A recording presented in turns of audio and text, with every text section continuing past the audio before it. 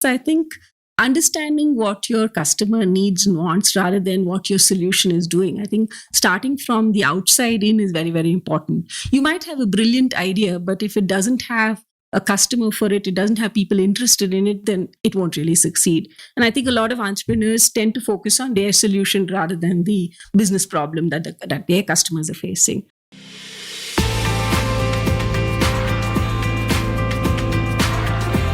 Welcome to Prime Venture Partners Podcast, a podcast for entrepreneurs looking to build and grow their startups. Learn about uncommon strategies and common traps from makers and doers of startup ecosystem. Hi everybody, this is Sanjay Swami here with Prime Venture Partners, and I have a very special guest today, Padma Parthasarathy.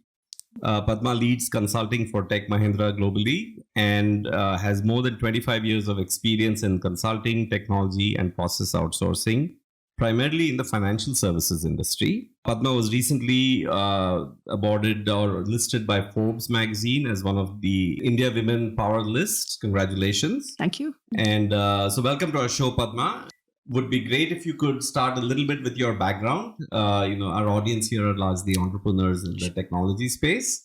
And you have a very colorful background across 25 years. Would love for them to hear your background and how you got into consulting and some of your life experiences. Sure. Thank you, Sanjay. Thanks for having me on the show. Hi, everyone. So my background is, I had a very interesting childhood. I was born in Kerala and brought up in Goa. So love the sea. I miss that a lot in places like Bangalore. So I studied in Goa, did my graduation there in physics and mathematics, and then moved to IIM Ahmedabad for my MBA. Like I was telling you earlier, I'm probably the least qualified person in my family with an MBA. Most of them are PhDs and things in the family. Yeah. So about work, I started my career with Citicorp Overseas Software in Bombay. So very early on, I started specializing, I guess more by accident than design, in the financial services BFSI space. So post that, I worked with organizations like HCL Perot Systems, with Capco, etc., where I continued that specialization in financial services. And then I joined Tech Mahindra in 2006, which was my first foray outside of the BFSI sector. And here I've been involved in multiple areas. I mean, stumbling with strategic initiatives like the expansion we did into China earlier. And after the acquisition of Satyam, I did manage the integration of Satyam and Tech Mahindra. I ran the banking financial services vertical for a short while and led some of the new initiatives, which created this new line of business in Australia for superannuation. And now I head the consulting and digital business. Wonderful. Thank you. I'm sure it's been quite an amazing journey.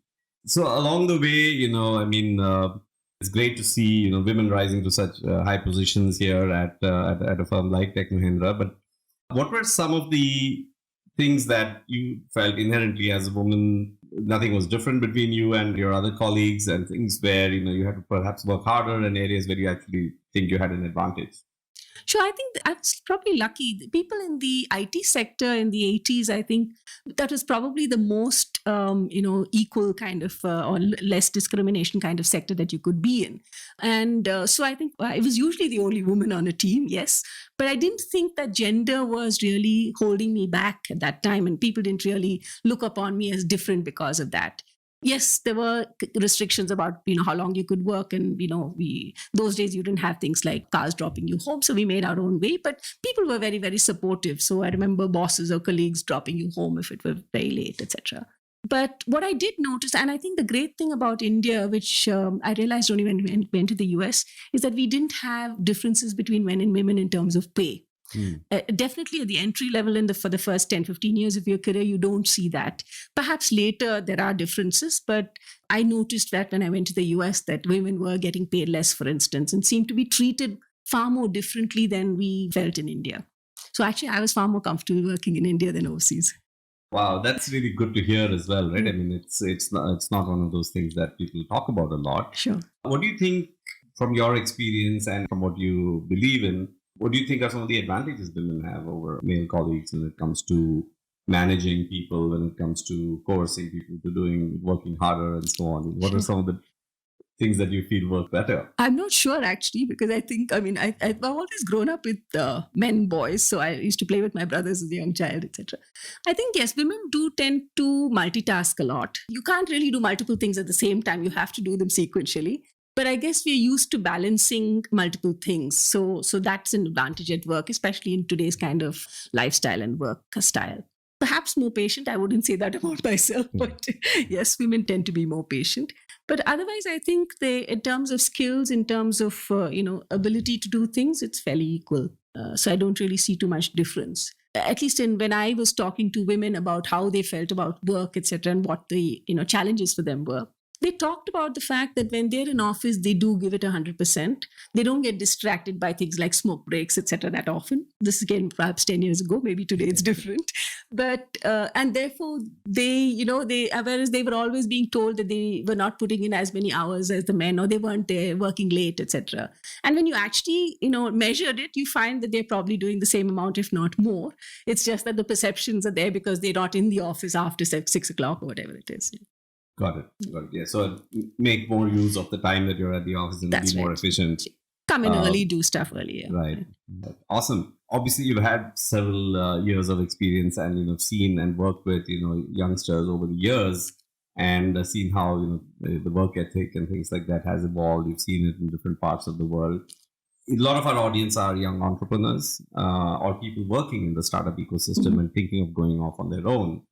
And as a consultant, you've had some entrepreneurial stints as well. It would be great if you could share a little bit about your experiences and what you think works. What do you think people who are working in the tech industry, in the consulting industry, but want to venture into entrepreneurship, what they should look out for, and vice versa, people who are in the software tech space but want to get into consulting, how would life be different for them? Sure. So a couple of things. One is, I think, understanding what your customer needs and wants rather than what your solution is doing. I think starting from the outside in is very, very important. You might have a brilliant idea, but if it doesn't have a customer for it, it doesn't have people interested in it, then it won't really succeed. And I think a lot of entrepreneurs tend to focus on their solution rather than the business problem that their customers are facing. If you're building a product, experience is so important, and being able to create that experience when you're even selling it. So the prototypes and things are so important.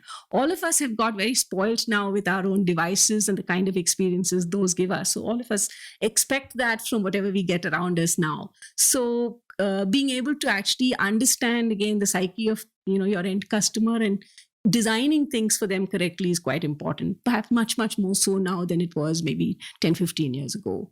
So those are, I think, two things. And the third is that the fail fast, I think, is very, very important. Figure out what is working and what's not quickly so that you can adapt. And adaptability is so critical, again, to be able to change and not be stuck with what you have been doing so far, but adapt to what the market requires.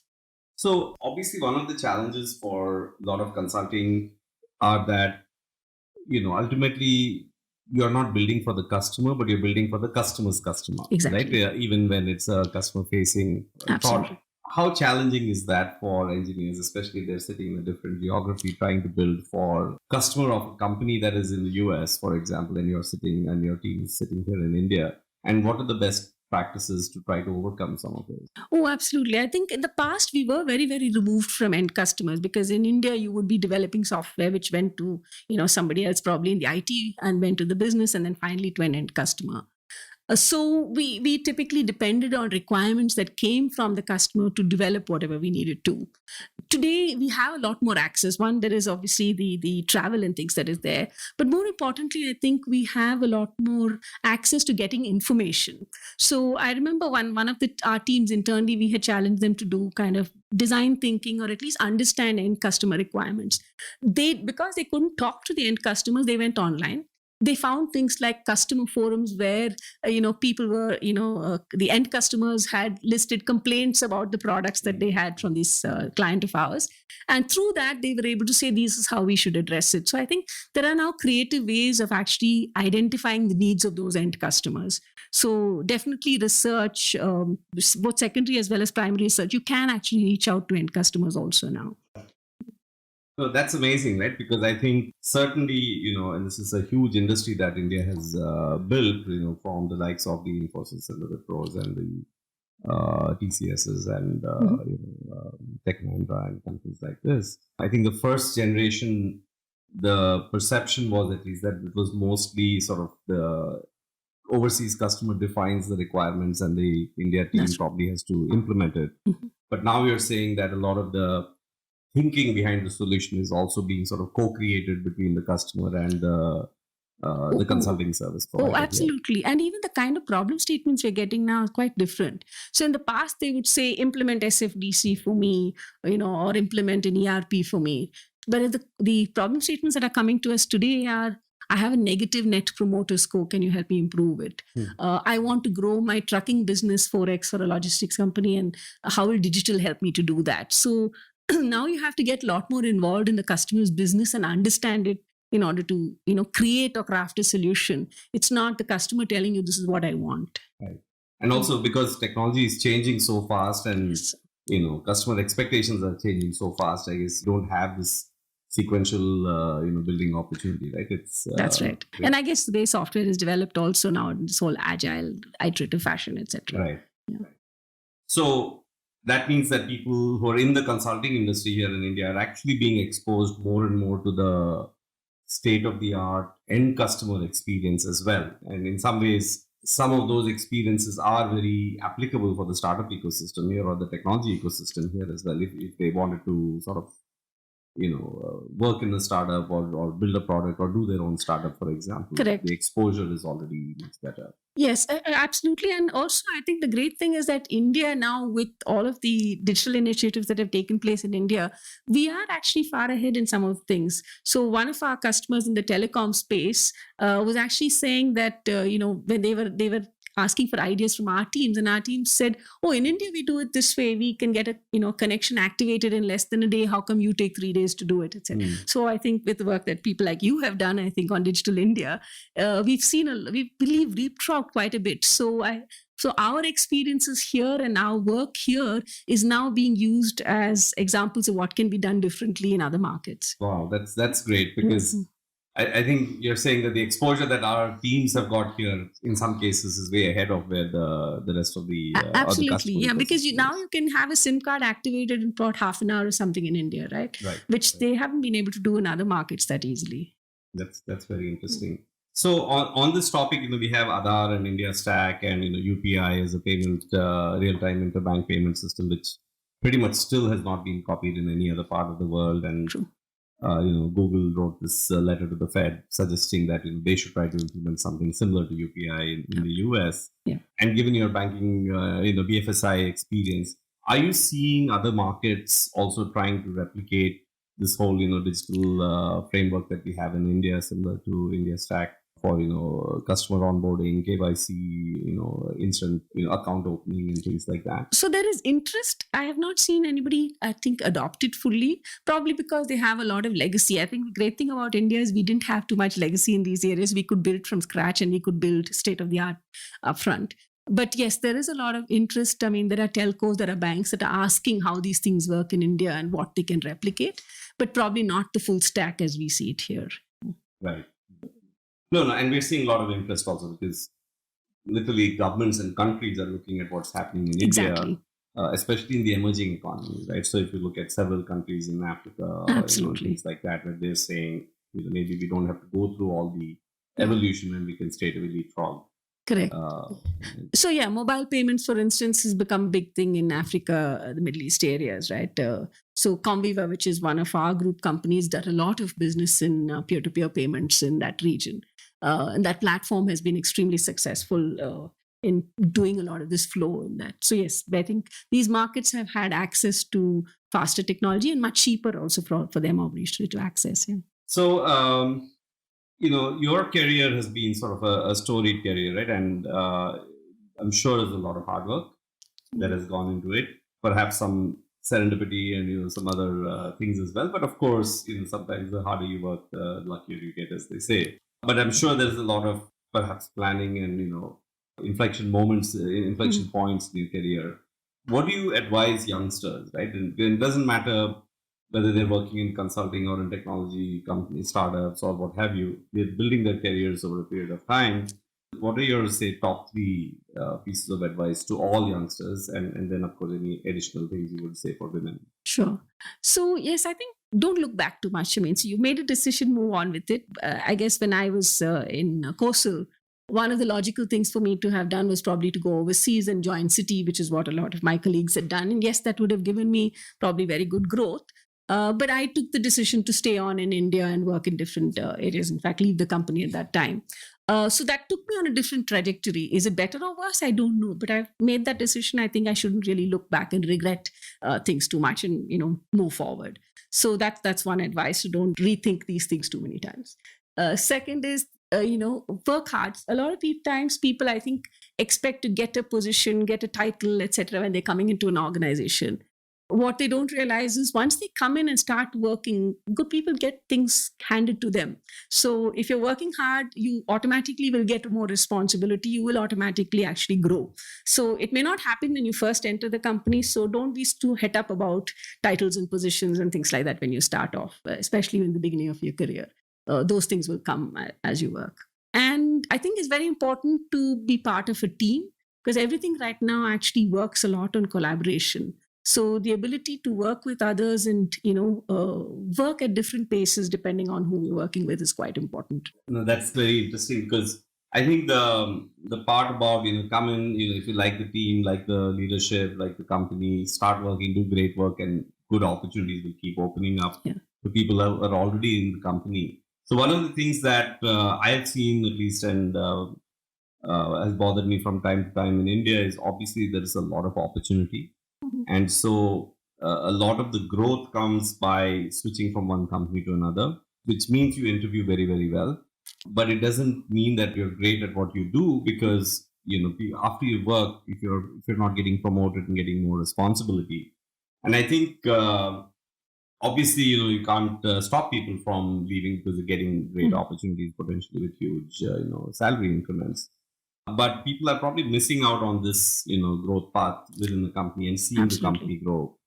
So what advice would you give people? Like when should they say, well, this is a good opportunity for me to leave versus stay here because good things are likely to happen here, right? What are the 2-3 metrics they should be looking at when they're making these decisions? Because the opportunities will keep coming. Sure. So I guess the growth, what kind of growth do you have?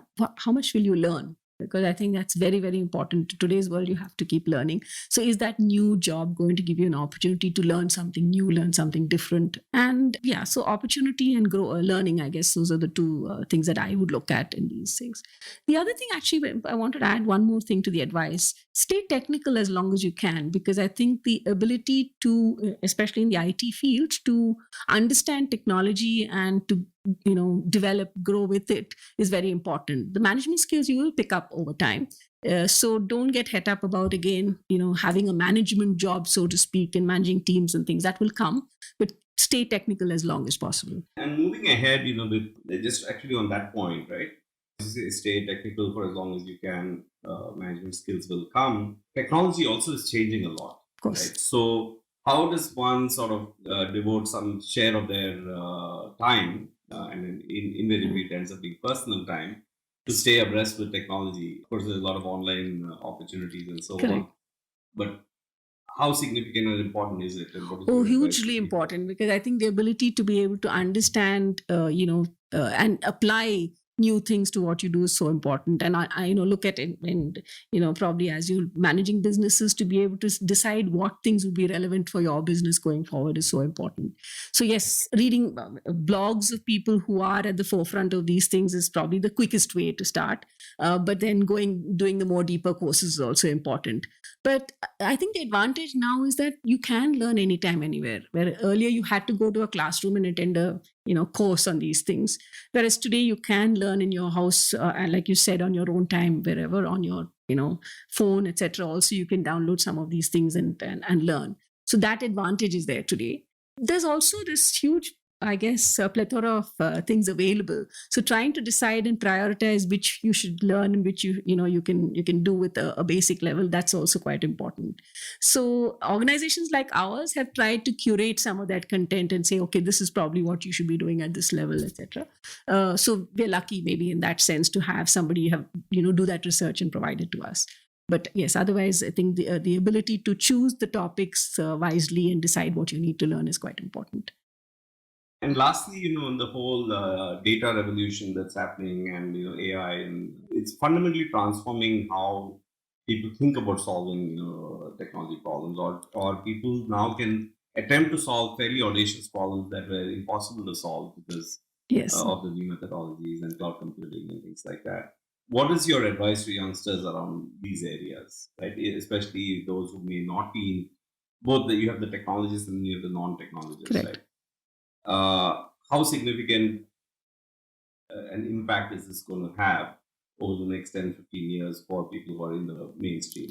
I think it is, it is important to know these areas. And I think now actually there's an interesting change that's happening. You don't require only technology or only soft skills. You need this combination of both, right? Because you might have data, but to be able to understand that data and to interpret it correctly, you need to understand data science. You also need to understand psychology to some extent, especially when you're dealing with retail markets or retail consumers, etc. So that combination is quite important. Similarly, you can't just develop software. You have to have the design and creative element as well. So I think the people now have to bridge these two areas that were seen as completely different, and the right and left brain, so to speak, have to come together a little bit more. So it's good to see schools also encouraging both things now in children. So they're not sent to only one course, or one stream. So it's not just science or technology. It is science, technology, and maybe arts as well. So STEAM is probably what is going to come out now. Yeah, because I think our generations were probably focused on being much more, I would say, yes, and more focus on STEM, and then right brain was either not really appreciated or not, probably not understood very well. But now it's becoming very important. Yeah, it was seen as a good hobby to have rather than what you would a requirement.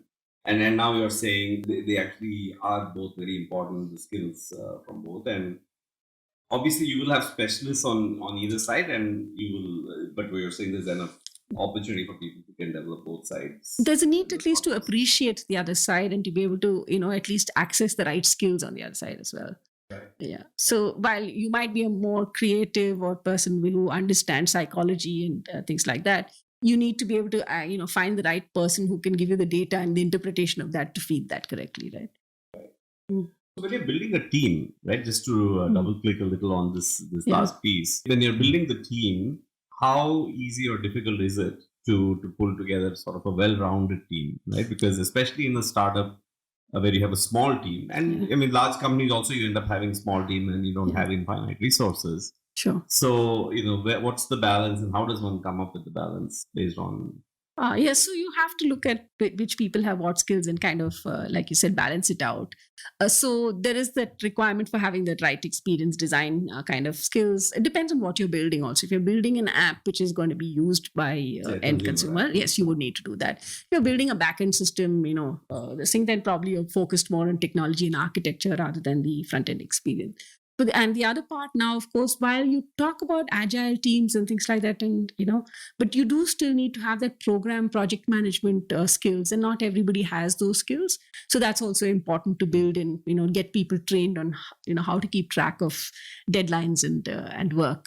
So agile is probably all very well in an experimentation first, and it works very well even in commercial situations, so long as somebody's keeping track of these things as well. And do you feel we're getting better at things, at all of these things, or with progress, new problems come about, right? But from a customer perspective, is the transparency, visibility, and predictability of projects being done in a certain time frame with a certain budget, is it getting better?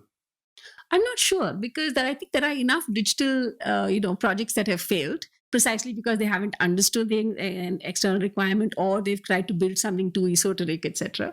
One thing, though, there is a lot more focus on things that are going to work, or at least where the end customer is going to get a benefit. And what's also happened is now everybody's doing technology, right? So it's not only the CIO or CTO kind of realm, which means that you do have pockets of things getting developed on their own, which may not be maintainable or, done right or architected right, etc. So I think that you keep having to, you go a few steps in one direction and then you'll kind of rein back a little, make sure it all fits together correctly and is able to, the CIO team, is able to take charge of it and maintain But we're it. probably also able to do a lot more iterations faster, Absolutely. do a lot shorter development cycles and test Yeah. something out before actually doubling down on it.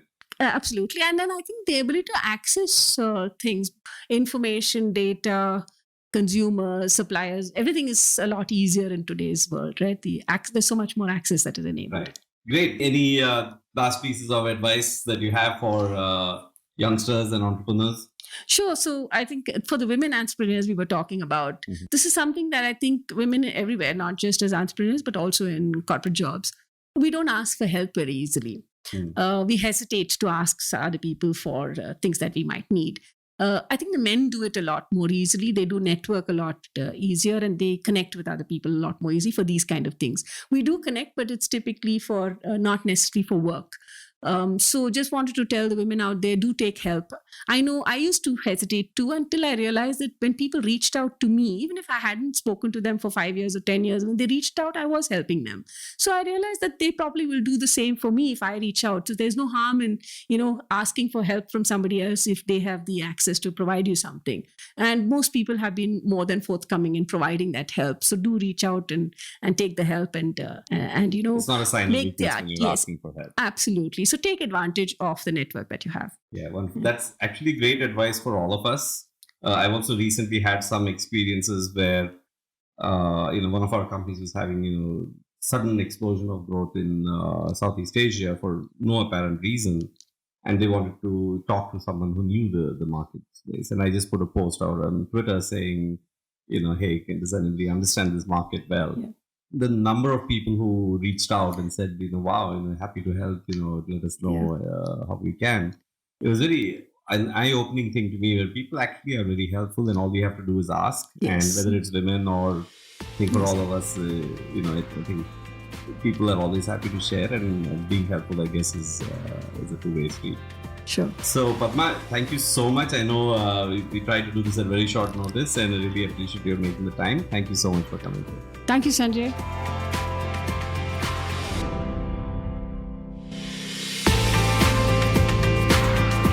Dear listeners, thank you for listening to this episode of the podcast. Subscribe now on your favorite podcast app for free, and you'll be the first one to know when new episodes are available. Just search for Prime Venture Partners Podcast in Apple Podcast, Spotify, Castbox, or however you get your podcasts. Then hit subscribe. And if you have enjoyed the show, we would be really grateful if you leave us a review on Apple Podcast. To read the full transcript, find the link in the show notes.